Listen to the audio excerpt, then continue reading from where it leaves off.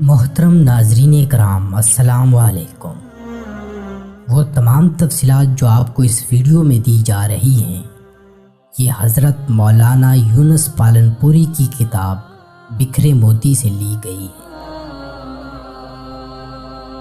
وہ 7 کام جو آپ کو غریب کر دیتے ہیں اور غریبی کو لانے کا سبب بنتے ہیں۔ نمبر 1، جلدی جلدی نماز ادا کرنا۔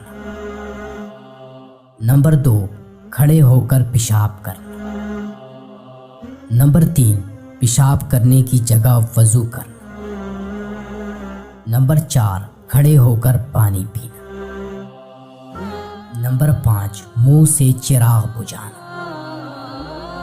نمبر 6، دانتوں سے ناخن کاٹنا۔